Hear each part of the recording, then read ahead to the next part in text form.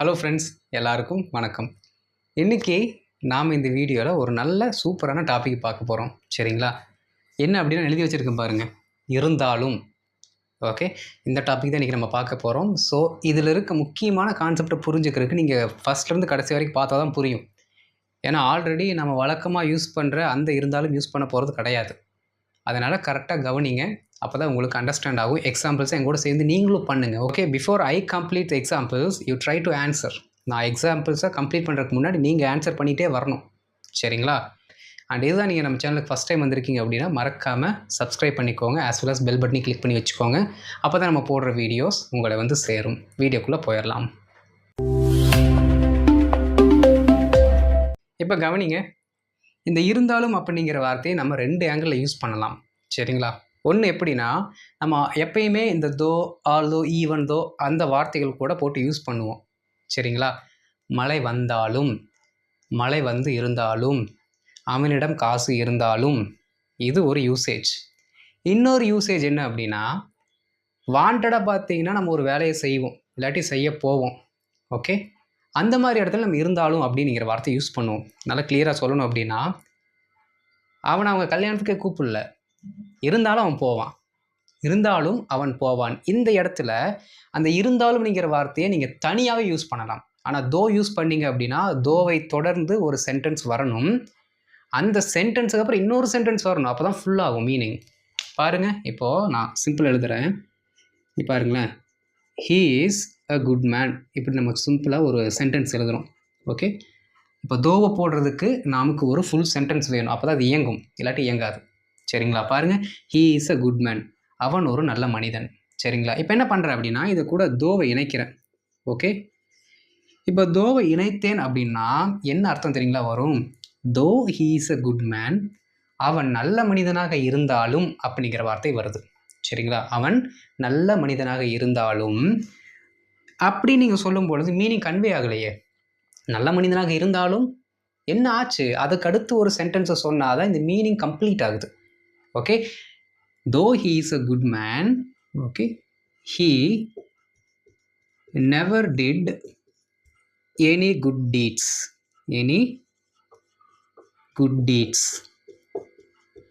அவன் நல்ல விஷயம் செஞ்சதே கிடையாது. டீட்ஸ் அப்படின்னா காரியங்கள். திங்ஸ்ன்னு சொல்கிறதுக்கு பதிலாக டீட்ஸ் அப்படிங்கிற வார்த்தை நீங்கள் சொல்லலாம். நல்ல காரியங்கள் செஞ்சதே கிடையாது. though he is a good man, he never did any good deeds. சரிங்களா? இப்போது இந்த சென்டென்ஸ் இல்லைன்னு வச்சுக்கோங்களேன். இந்த சென்டென்ஸ் இல்லை அப்படின்னா இந்த தோவை வச்சு வர சென்டென்ஸ் மீனிங்கை கம்ப்ளீட் பண்ணாது, இயங்காது. அப்போ என்ன அர்த்தம்? தோ அப்படிங்கிற வார்த்தையை நம்ம இருந்தாலும் அப்படிங்கிற சென்ஸோட யூஸ் பண்ணாலும் பின்னாடி வர ஒரு முழு சென்டென்ஸ் இல்லைன்னா அது கம்ப்ளீட் ஆகாது. ஆனால் இப்போ நம்ம பார்க்க போகிறவர் யார் தெரியுங்களா? இந்த பின்னாடி வர சென்டென்ஸு இருந்தாலும் சரி இல்லாட்டியும் சரி, இருந்தாலும் அப்படிங்கிற தனி மீனிங் மட்டும் அது கொடுக்கும். ஓகே, இருந்தாலும் நீ ஒரு வார்த்தை அவர்கிட்ட சொல்லியிருக்கலாம், இருந்தாலும் அவன் போவான், இருந்தாலும் நீங்கள் அவங்க வீட்டில் சாப்பிட்ருக்கலாம், அந்த இருந்தாலும். சரிங்களா? அப்போ அந்த இருந்தாலும் சொல்லும்போதே நம்ம தனியாக தான் பிரித்து சொல்கிறோம். அப்படிப்பட்ட இருந்தாலும் தான் நம்ம இந்த கிளாஸில் பார்க்க போகிறோம். ஓகே,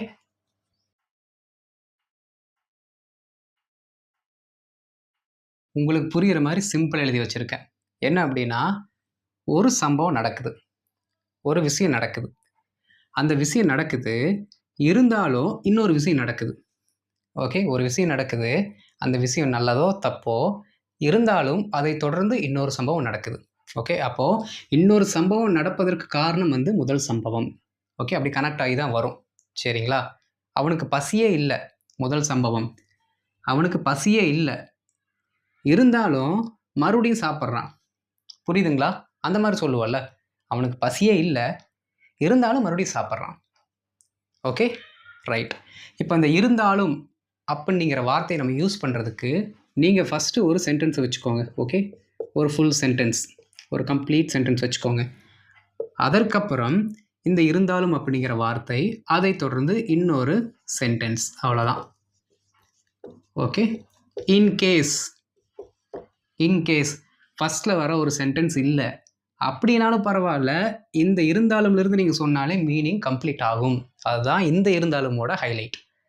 ஓகே, அப்போ இந்த இருந்தாலும் அப்படிங்கிறதோட ரூட் வேர்டு என்ன அது தெரிஞ்சுக்கணும்ல. அது தெரிஞ்சால் தான் நம்ம கம்ப்ளீட் பண்ண முடியும் எந்த சென்டென்ஸாக இருந்தாலும். ரொம்ப சிம்பிள், ஈவன் ஸோ, அவ்வளோதான். புதுசாக இருக்குங்களா? புதுசாக இருக்கா? Even so. ஓகே, ரொம்ப சிம்பிள். இப்போ நம்ம என்ன சொல்லலாம் அப்படின்னா, அந்த படம் வந்து ரொம்ப பெருசாக இருந்துச்சு, இருந்தாலும் அவங்க என்ஜாய் பண்ணாங்க. ரொம்ப சிம்பிளாக சொல்லலாம். சரிங்களா? பாருங்கள், அந்த படம் ரொம்ப நீளமான படம். Okay, the movie was so long. Okay, ஒரு சென்டென்ஸ் சொல்லியாச்சு. அந்த படம் ரொம்ப பெரிய படம். ஓகே, இருந்தாலும் அப்படின்னு என்ன?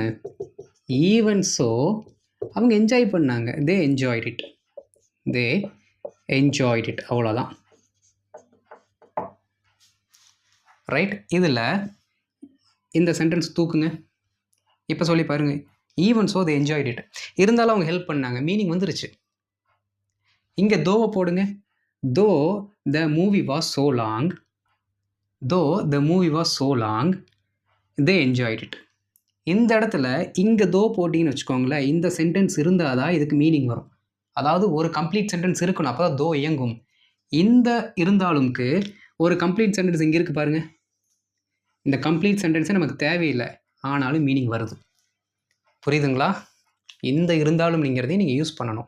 சரிங்களா? இப்போ நம்ம சும்மா பேசிகிட்டு இருக்கும்போதே இருந்தாலும் நீ அவனை கூப்பிட்டுருக்கலாம்டா அப்படின்னு நம்ம சொல்லுவோம்ல. Even so you could have called him, even so you could have called him அப்படி நம்ம சொல்லுவோம்ல. அந்த இருந்தாலும் நம்ம தனியாக கூட யூஸ் பண்ணிக்கலாம். Okay, examples போகலாங்களா?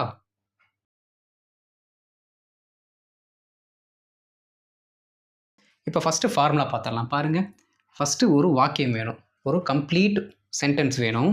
அதற்கப்புறம் ரூட் வேர்டு, நம்மளோட ரூட் வேர்டு வந்துடணும். அதற்கப்புறம் ஒரு இன்னொரு கம்ப்ளீட் சென்டென்ஸ். அப்போ 2 சென்டென்ஸ் நமக்கு வேணும், ஃபுல் சென்டென்ஸ் வேணும். சரிங்களா? எந்த வாக்கியத்துக்கு முன்னாடி இருந்தாலும் அப்படிங்கிற வார்த்தையை நம்ம போடணுமோ அந்த வாக்கியத்தை நீங்கள் 2வது வச்சுக்கோங்க. ஓகே, இருந்தாலும் அப்படின்னு சொல்லிட்டு நம்ம இன்னொரு சென்டென்ஸ் சொல்லுவோம்ல, அந்த சென்டென்ஸை நீங்கள் பின்னாடி வச்சுக்கோங்க. Okay, right. இப்போ பார்த்தீங்கன்னா நீங்கள் என்ன டென்ஸ் வேணால் யூஸ் பண்ணிக்கலாம். ஓகே, என்ன டென்ஸ் வேணாலும் யூஸ் பண்ணிக்கலாம், தப்பு இல்லை. உங்களுக்கு எப்படி சொல்லணும்னு தோணுதோ அந்த மாதிரி சொல்லிக்கோங்க. இருந்தாலும் அவன் போனான், இருந்தாலும் அவன் போகிறான், இருந்தாலும் அவன் போவான். 3 டென்ஸ் வருதா? 3 டென்ஸ் வருது பார்த்தீங்களா? அப்போ அந்த இருந்தாலும் அதுக்கப்புறம் பார்த்தீங்க அப்படின்னா மேக்ஸிமம் நீங்கள் எந்த டென்ஸ் வேணால் யூஸ் பண்ணிக்கலாம், தப்பே வராது. Okay, right. ஃபஸ்ட்டு சென்டென்ஸ், வானிலை மிகவும் மோசமானதாக இருந்தது. அது ஒரு ஃபுல் கம்ப்ளீட் சென்டென்ஸ். இருந்தாலும் அவர்கள் மலை ஏற முடிவு செய்தனர். இப்போ நீங்கள் இதில் பண்ண வேண்டியது 2 வேலை தான். இங்கே பாருங்கள், நான் இதில் எக்ஸாம்பிள்ஸ் எல்லாம் ஃபில் பண்ணுறதுக்கு முன்னாடி நீங்கள் எனக்கு முன்னாடி அட்வான்ஸாக போய் இதுதான் ஆன்சர், இதுதான் ஆன்சர் அப்படின்னு சொல்லிட்டு நீங்கள் ப்ராக்டிஸ் பண்ணணும். நான் எழுதி கம்ப்ளீட் பண்ணுற வரைக்கும் நீங்கள் வெயிட் பண்ணக்கூடாது. நீங்கள் கம்ப்ளீட் பண்ணிவிட்டு நீங்கள் கம்ப்ளீட் பண்ண அந்த சென்டென்ஸ் கரெக்டாக இங்கே மேட்ச் ஆகுதாங்கிறத பார்க்கணும். சரிங்களா? அப்படி தான் நீங்கள் ப்ராக்டிஸ் பண்ணிகிட்டே வரணும். ஓகே, ஏன்னா இதில் இருக்க எல்லா சென்டென்ஸும் ஆல்ரெடி உங்களுக்கு தெரியும். சரிங்களா? பாருங்கள், வானிலை மிகவும் மோசமானதாக இருந்தது. வானிலை மிகவும் மோசமானதாக இருந்தது. அப்போ நம்ம என்ன சொல்கிறோம்னா, ஒரு ஆக்ஷனை பற்றி பேசலை, ஒரு விஷயம் எப்படி இருந்தது அப்படிங்கிற பற்றி தான் பேசுகிறோம். அப்போ ஒரு ஆக்ஷனை பற்றி பேசாமல் ஒரு பொருள் இல்லாட்டி ஒரு சம்பவம் எப்படி இருந்தது அப்படிங்கிறத மட்டும் நம்ம பேசுகிறோம் அப்படின்னா, நம்ம வெறும் அந்த பி வெர்ப் மட்டும் தானே யூஸ் பண்ணுவோம். அதைத்தான் இங்கே யூஸ் பண்ண போகிறோம். சரிங்களா? பாருங்கள், வானிலை மிகவும் மோசமானதாக இருந்தது. இது எப்படி சொல்லலாம்? வெரி குட், கரெக்டுங்க. த வானிலைக்கு என்ன அர்த்தம்? வெதர். ஓகே, அந்த வெதர் ஸ்பெல்லிங் வேறு, இந்த வெதர் ஸ்பெல்லிங் வேறு. சரிங்களா? இது வானிலை. த வெதர் மோசமானதாக இருந்தது. அப்போ இருந்தது அப்படின்னா வாஸ் டெரிபிள். ஓகே, மோசமானதாகனா டெரிபிள், ஃபுல் ஸ்டாப். ஒரு கம்ப்ளீட் சென்டென்ஸ் எழுதியாச்சு. The weather was terrible. இருந்தாலும் அப்போ நம்மளோட ரூட் வேர்டை போட்டுருங்க. ஈவன் ஸோ அவங்க என்ன பண்ணிட்டாங்க? அவர்கள் மலை ஏற முடிவு செய்தனர். முடிவு செய்தனருக்கு என்ன? டிசைட். Very good. மலை ஏறதுக்கு என்ன சொல்லலாம்? ஹைக்கிங்னு சொல்லலாம், கிளைம்பிங் த மவுண்டைன் சொல்லலாம். ஓகே, நீங்கள் எது வேணால் சொல்லலாம். சரிங்களா? அப்போ நமக்கு 2 வார்த்தையும் தெரிஞ்சிருச்சு இல்லை? அதை சிம்பிளாக போட்டுற வேண்டியது தான். ஈவன் ஸோ அவர்கள் மலை ஏற முடிவு செய்தனர். அவர்கள் தே என்ன பண்ணாங்க? டிசைட் பண்ணாங்க, முடிவு செய்தனர். தே டிசைடட். டிசைடட் எங்கே? மலை ஏறுவதற்கு. To go hiking. Decided to go hiking. அவ்வளோதான். ஓகே, இப்போ இந்த சென்டென்ஸ் விட்டுருங்க. த வெதர் வாஸ் டெரிபிள், அதை விட்டுருங்க. பின்னாடி இருக்கிறது மட்டும் சொல்லி பாருங்கள். இருந்தாலும் அவங்க மலை ஏறுறதுக்கு போனாங்க, அவங்க மலை ஏறுறதுக்கு முடிவு செஞ்சாங்க அப்படி நம்ம சொல்கிறோம். அப்போ அதை மட்டும் சொன்னாலும் மீனிங் வந்துடும். Even so they decided to go hiking.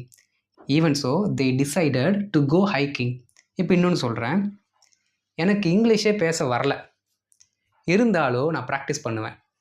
எனக்கு இங்கிலீஷே பேச வரல, இருந்தாலும் நான் ப்ராக்டிஸ் பண்ணுவேன். இது எப்படி சொல்லுவீங்க? இது ஒரு புது சென்டென்ஸ் தானே. ஏன்னா இருந்தாலும் வந்து நம்ம நடுவில் போடுறோம். இது புது சென்டென்ஸ் எப்படி சொல்லலாம்? எனக்கு இங்கிலீஷே பேச வரல, I am not able to speak in English. I am not able to speak in English. அப்புறம் என்ன வந்துடணும்? Root word. Even so I will practise. Very good. Even so I will practise. புரியுதுங்களா? ரொம்ப சிம்பிள். இதை ஃபாஸ்ட்டாக சொல்லி practice பண்ணிங்க அப்படின்னா ரொம்ப சூப்பராக இருக்கும் உங்கள் language. I am not able to speak in English, even so I am practising every day. Okay, I am not able to speak in English fluently, even so I am practising every day. இல்லாட்டி I will practice. சூப்பராக இருக்குது பாருங்கள் sentence. அதுக்கு தான் இந்த மாதிரி நிறைய root வேர்டை நான் உங்களுக்கு சொல்லி கொடுத்துட்ருக்கேன், உங்களோட ஆங்கிலத்தை இயல்பாக மாற்றுறதுக்கு. புரியுதுங்களா? ரொம்ப ரொம்ப சிம்பிள். அடுத்து பாருங்கள். அவள் மிகவும் களைப்பாக இருந்தாள். அவள் மிகவும் களைப்பாக இருந்தாள். இங்கே நம்ம என்ன சொல்கிறோம்? அவங்க செஞ்ச ஆக்ஷனை சொல்கிறோமா, இல்லை அவங்க எந்த ஸ்டேட்டில் இருக்காங்கன்னு சொல்கிறோமா? அவங்க எந்த ஸ்டேட், அவங்களோட நிலைமை தான் சொல்கிறோம். அப்போ ஒருத்தவங்களோட நிலைமை பற்றி சொல்கிறதுக்கு நம்ம என்ன வேர்ப் யூஸ் பண்ணுவோம்? B verb. Very good. அதை தான் நம்ம இங்கே யூஸ் பண்ணோம். சரிங்களா? பாருங்கள். அவள் மிகவும் களைப்பாக இருந்தாள். அப்போ என்ன அர்த்தம்? She was so tired. அவ்வளோதான். She was so tired. இது பார்த்தீங்க அப்படின்னா V3 எல்லாம் கிடையாது, அதில் நீங்கள் கன்ஃபியூஸ் பண்ணிக்கூடாது.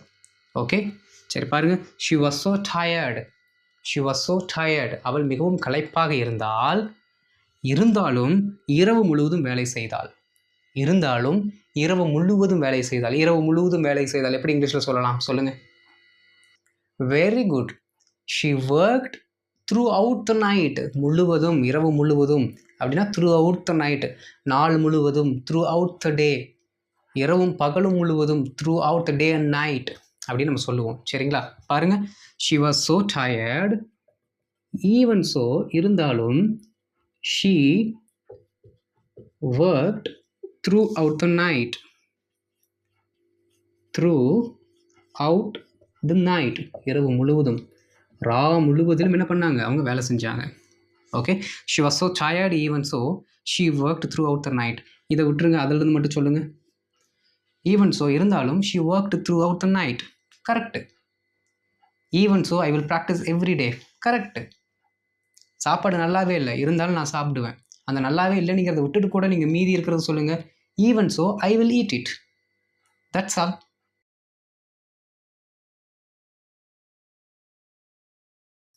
அவனுக்கு தெரியாது, இருந்தாலும் நீ சொல்லியிருக்கலாம். அவனுக்கு தெரியாது, இருந்தாலும் நீ சொல்லியிருக்கலாம். சந்தியா பதட்டமாக இருந்தாலும் நன்றாக பேசுகிறாள். அவர்கள் இவனை அடித்தார்கள், இருந்தாலும் இவன் அவர்களை நேசிக்கிறான். இங்கே பாருங்களேன். சந்தியா பதட்டமாக இருந்தால், இது பாஸ்ட் டென்ஸு. இருந்தாலும் நன்றாக பேசுகிறாள், இது ப்ரெசண்ட். ஓகே, அப்போது பாஸ்ட்லேயும் ப்ரெசண்ட்லேயும் இருக்கிற சம்பவத்தையும் கனெக்ட் பண்ணுறதுக்கு இது யூஸ் ஆகுது. ஓகே, அவள் அப்படி இருந்தாலும் இப்போ இப்படி இருக்கிறாள். கரெக்டாக மீனிங் வரும். சரிங்களா? அந்த இருந்தாலும்ங்கிற வார்த்தை மட்டும் நம்ம எக்ஸ்ட்ரா போடுறோம், அவ்வளோதான். ஓகே, இந்த சம்பவம் இப்படி இருந்தாலும் இன்னொரு சம்பவம் நடக்கிறது, அவ்வளோதான். சரி பாருங்கள். அவனுக்கு தெரியாது. ரொம்ப சிம்பிள். அவனுக்கு தெரியாது அப்படின்னா he does not know. அதை நம்ம எப்படி சொல்லுவோம்? இங்கிலீஷில் சேர்த்து படிக்கும்போது சொல்லும் பொழுது he doesn't know அப்படின்னு சொல்லுவோம். Okay, he doesn't know. Okay, அவனுக்கு தெரியாது. இருந்தாலும் என்ன இங்கிலீஷில்? ஈவன் ஸோ நீ சொல்லி இருக்கலாம். அப்போ நீ சொல்லி இருக்கலாம் அப்படிங்கிறது நம்ம இங்கிலீஷில் எப்படி சொல்லுவோம்? ஓகே, ஒரு வேலையை அவங்க பண்ணலை, ஆனால் அந்த வேலையை அவங்க பண்ணியிருந்துருக்கலாம். ஓகே, ஒரு ரிக்வஸ்ட்டாக நம்ம சொல்கிறோம். அவங்களுக்கு சொல்வதற்கான பாசிபிலிட்டிஸ் இருந்துச்சு, அவங்க சொல்லியிருக்கலாம். ஓகே, நீ சொல்லியிருந்திருக்கலாம். You could have told him. Okay, அவ்வளோதான். You could have told him, இல்லாட்டி you could have informed him. சொல்லியிருந்திருக்கலாம், இன்ஃபார்ம் பண்ணியிருந்திருக்கலாம். ஓகே, பாருங்கள். he does not know, அவனுக்கு தெரியாது. Even so you could have told him, அவனுக்கு தெரியாது, இருந்தாலும் நீ சொல்லியிருந்திருக்கலாம்.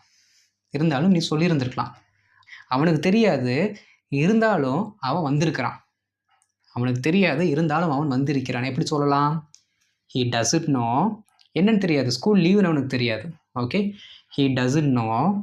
Even so he has come. Even so he has come. Even so he has கம்னு என்ன அர்த்தம்? இருந்தாலும் அவன் வந்திருக்கிறான். ஓகே, அப்புறம் அந்த ஈவன் சோல இருந்து மட்டும் எடுத்தாலே ஃபுல் மீனிங் வரும் நமக்கு.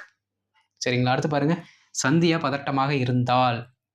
சந்தியா பதட்டமாக இருந்தால். சந்தியா பதட்டமாக இருந்தால்ங்கிறது அவளோட நிலைமை, ஸ்டேட்டஸ்.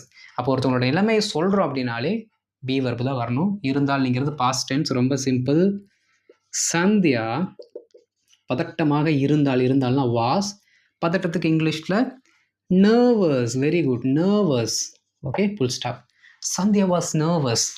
இருந்தாலும் ஈவன் ஸோ நன்றாக பேசுகிறாள். இப்போ பாரு, நன்றாக பேசுகிறாள். பேசுறதுக்கு முன்னாடி ரொம்ப பதட்டமாக இருந்தால் she was so nervous. even so she speaks well. இப்போ நல்லா பேசுகிறாள். ஓகே, நன்றாக பேசுகிறாள். even so she speaks well.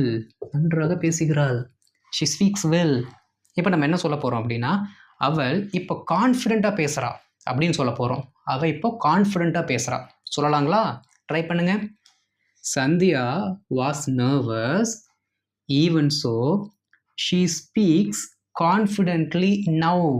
she speaks confidently now. இருந்தாலும் அவள் கான்ஃபிடெண்ட்டாக இப்போ பேசுகிறாள். Okay, even so she speaks confidently now. Right? அடுத்து வாங்க. அவர்கள் இவனை அடித்தார்கள். இருந்தாலும் இவன் அவர்களை நேசிக்கிறான். அடித்தார்கள், பாஸ்ட். அப்போ அந்த அடித்தார்கள் அப்படிங்கிறதுக்கு இங்கிலீஷில் நம்ம என்ன வச்சுருக்கோம் அப்படின்னா, பீட் அப்படிங்கிற ஒரு வார்த்தை இருக்குது, ஹிட் அப்படிங்கிற ஒரு வார்த்தை இருக்குது. சரிங்களா? அது ப்ரெசண்ட்டாக இருந்தாலும் பீட்டு தான், பாஸ்ட்டாக இருந்தாலும் பீட்டு தான். ப்ரனன்சியேஷன் சேம் தான், ஸ்பெல்லிங்கும் சேம் தான். சரிங்களா? ரைட். அவர்கள் இவனை அடித்தார்கள். அவர்கள் அப்படின்னா தே. என்ன பண்ணாங்க? அடித்தார்கள் அப்படின்னா பீட். தே பீட் ஹிம். அவர்கள் இவனை அடித்தார்கள். இருந்தாலும் ஈவன் ஸோ இவன் அவர்களை நேசிக்கிறான். He loves them. நேசிக்கிறான், அப்போ ப்ரெசன்ட். அவ்வளோதான், சிம்பிளாக முடிஞ்சு போச்சு பாருங்க. They beat him. Even so he loves them. They hated him. அவர்கள் அவனை வெறுத்தார்கள். They hated him. Even so he loves them. Even so he loves them.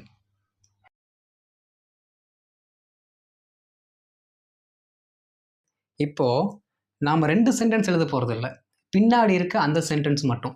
இதுக்கு முன்னாடி ஏதோ சென்டென்ஸ் இருக்கிற மாதிரி நம்ம அசியூம் பண்ணிக்கலாம். சரிங்களா? பாருங்கள். இருந்தாலும் நீ அவனுக்கு கொடுக்க வேண்டும். இருந்தாலும் நீ அவனுக்கு கொடுக்க வேண்டும். நீ ஏதாவது அவனுக்கு கொடுக்கணும். சரிங்களா? அப்போ என்ன அப்படின்னா, இதுக்கு முன்னாடி இருக்கிற சென்டென்ஸ் நம்ம எப்படி வச்சுக்கலாம்னா, அவங்ககிட்ட ஆல்ரெடி பணம் இருக்குது, இருந்தாலும் நீ அவனுக்கு கொடுக்க வேண்டும். இருந்தாலும் நீ அவனுக்கு கொடுக்க வேண்டும். ரொம்ப சிம்பிள். ஸ்டார்ட் பண்ணும்போது எப்படி ஸ்டார்ட் பண்ணிக்கலாம்? நம்மளோட ரூட் வேர்டோட ஸ்டார்ட் பண்ணிக்கலாம். ஈவன் ஸோ ஒரு கமா, நீ அவனுக்கு கொடுக்க வேண்டும். நீ அவனுக்கு கொடுக்க வேண்டும். இந்த வேண்டும்னு வந்துட்டாலே எந்த வார்த்தை வரும்? Should, must, have to. Very good. இந்த 3 வார்த்தை தான் வேண்டும் வேண்டும் வேண்டும் அப்படிங்கிறதுக்கு நம்ம அதிகமாக யூஸ் பண்ணுறது. அதில் ஏதாவது நீங்கள் போட்டுக்கலாம். ஓகே, இருந்தாலும் நீ அவனுக்கு கொடுக்க வேண்டும். நீ, யூ ஹாவ் டு கொடுக்க வேண்டும். Give him. அவ்வளோதான். இந்த ஹாவ் டு பதில் என்ன போடுவீங்க? ஷுட்டு போடுவீங்க. You should give him. Have to பதிலாக மஸ்ட் போடுவீங்க. You must give him. Okay, ரொம்ப சிம்பிள். பாருங்கள்.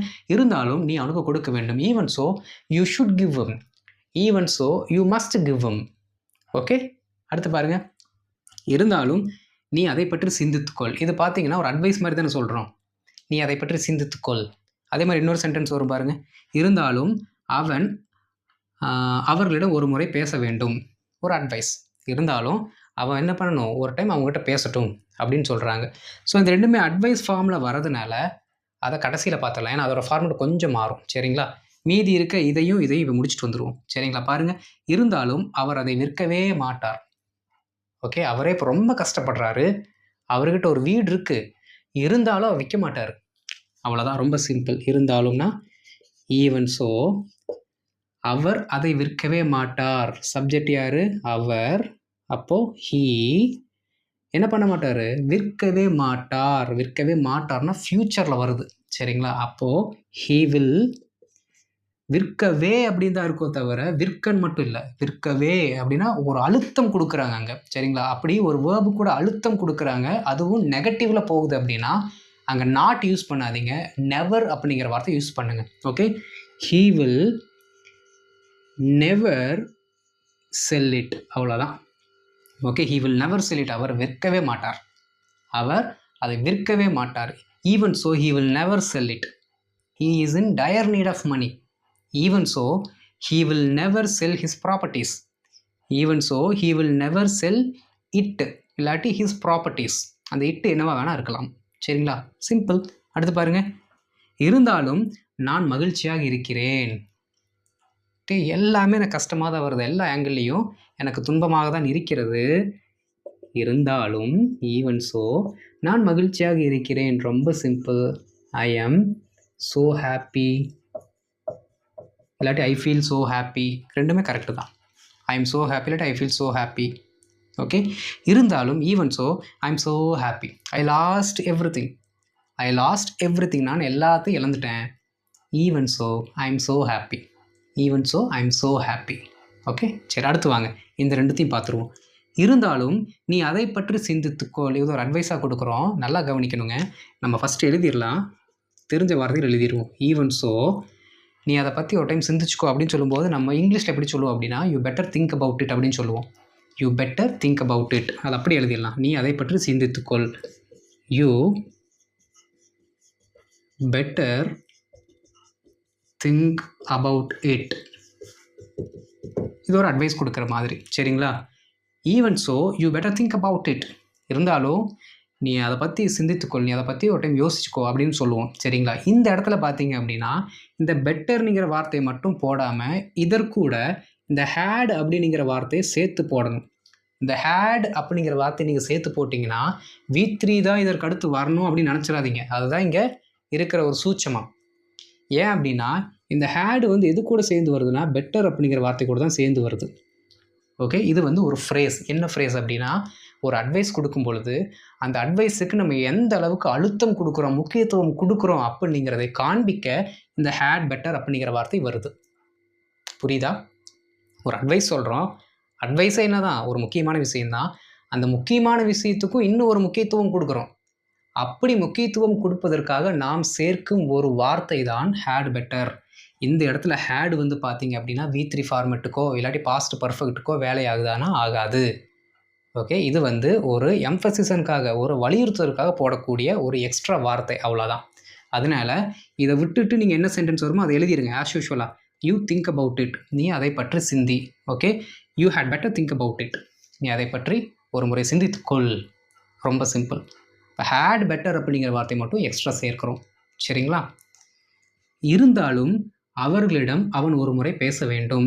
ரொம்ப சிம்பிள். ஈவன் ஸோ இருந்தாலும் ஹீ அவங்ககிட்ட பேச வேண்டும். இல்லாட்டி நம்ம என்ன சொல்லுவோம் அப்படின்னா அவங்ககிட்ட பேசட்டும் அப்படின்னு சொல்லிடுவோம். அவன் அவங்ககிட்ட பேசட்டும். ஓகே, அப்போது அவன் அவங்ககிட்ட பேசுகிறான் அப்படிங்கிறதுக்கு இங்கிலீஷ் எப்படி சொல்லலாம்? ஹீ ஸ்பீக் டு தெம், அவ்வளோதான். He speak to them. நார்மலாக சொல்ல போனால் ஹீ ஸ்பீக்ஸ் தான் வரணும்.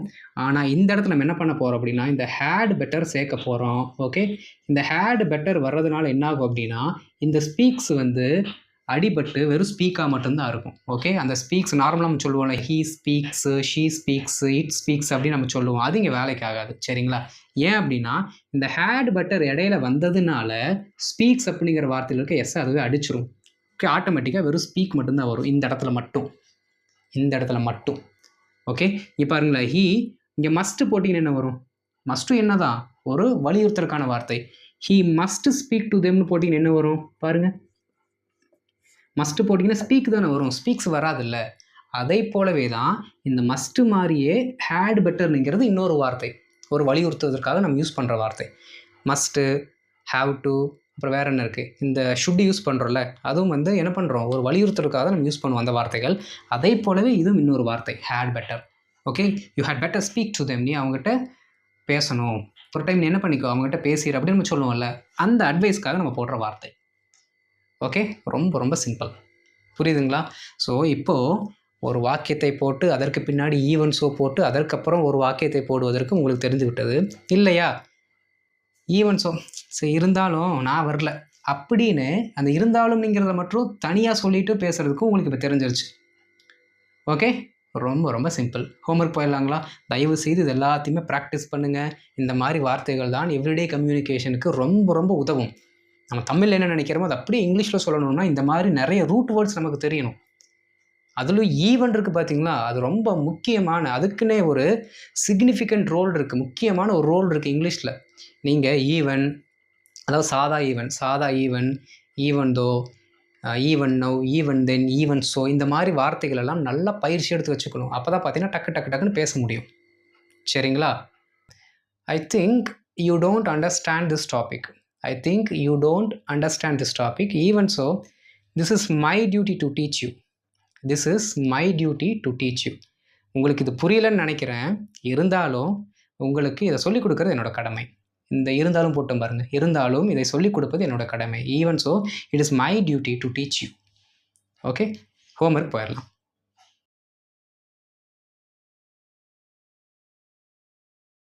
இப்போ ஹோம்ஒர்க் பாருங்க. வீட்டு பாடம் கடினமாக இருக்கிறது, இருந்தாலும் நான் அதை செய்வேன். எனக்கு 1000 வழி தெரியும், இருந்தாலும் நான் எதையும் செய்ய மாட்டேன். ஓகே, அவனுக்கு அதில் விருப்பம் இல்லை, இருந்தாலும் அதற்கு சம்மதித்தான். அவனுக்கு அதில் இன்ட்ரெஸ்டே இல்லை, இருந்தாலும் என்ன பண்ணிட்டான்? சம்மதிச்சிட்டான். இருந்தாலும் அவன் வரக்கூடாது. இருந்தாலும் கமல் இன்னும் நடிக்கிறார். சரிங்களா? இதற்கான சரியான வாக்கியங்களை என்ன பண்ணுங்க அப்படின்னா கமெண்ட்டில் போட்டுருங்க. I will read it and I will give you the feedback. Okay, and if you like this video, please hit the like button, and if this is your first visit to our channel, don't forget to hit the subscribe button as well as the bell button. அப்பதான் நான் போடுற videos உங்களை சரியான நேரத்தில் அடையும். சரிங்களா? அடுத்த வீடியோஸில் பார்க்கலாம். Thank you.